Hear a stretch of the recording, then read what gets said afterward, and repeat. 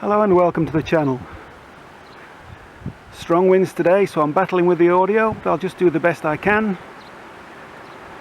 If you own one of these little CTs, you may be forgiven for thinking that the CT in CT110 means carburetor trouble. If that's something you're battling with or something you want to know more about, stick around and I'll get straight into it. These bikes are usually very reliable, but one of the problems you can have is with the fuel system, especially the carburetor. Let's have a look at a few carbs and talk about the problems we can have. We've got a few different carburetors. I hope that you can see, I hope they're in focus. This is a Keihin, made in Japan, OEM carburetor as fitted by Honda at the factory. This is by far the best carburetor to have on your bike. And what usually happens if your bike's been stood for a long time, the fuels turn to varnish, turn to treacle inside the carburetor, and it usually blocks up the slow running or idle circuit, so you'll find the bike either won't start or is difficult to start, and if you can get it to start it won't idle. So you can either dismantle the carburetor, clean it and refurbish it, or fit a different carburetor.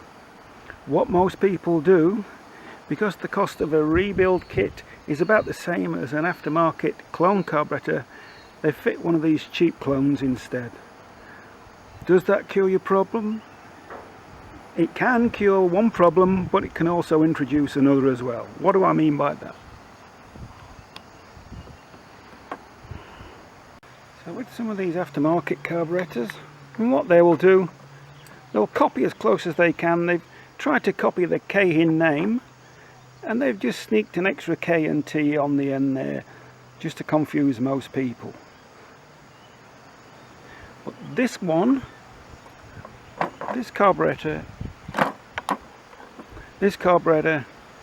has no name on there at all. I think they were just too embarrassed to put anything on it. This carburetor is just awful. Whatever you do, don't buy one of these unbranded ones. They're just, when you look at it, you can see they're just so cheaply made. Absolutely awful. This was new, never fitted. From the factory, it had a gouge in the top there, so you're not going to get a good seal there. And also, if you look at the fuel tap, you can see the holes. Look at the difference in the holes. So you've got a restriction there.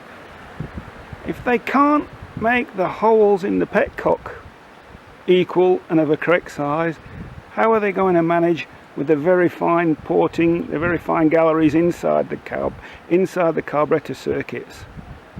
So this one is junk. Don't waste your time. You can just feel it's just cheap, nasty, terrible. But as I alluded to before, fitting one of these aftermarket carburetors can cure one problem but create others. What do I mean by that? Well, if you've seen one of my earlier videos on curing a misfire, that goes into it in a little bit more depth.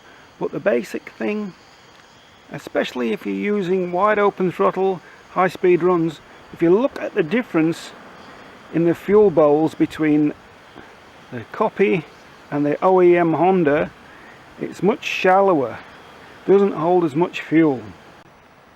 If you decide to fit one of these clone carburetors, fit an OEM bowl, a deeper fuel bowl, but also check the petcock, drill it out if need be, there and there and there.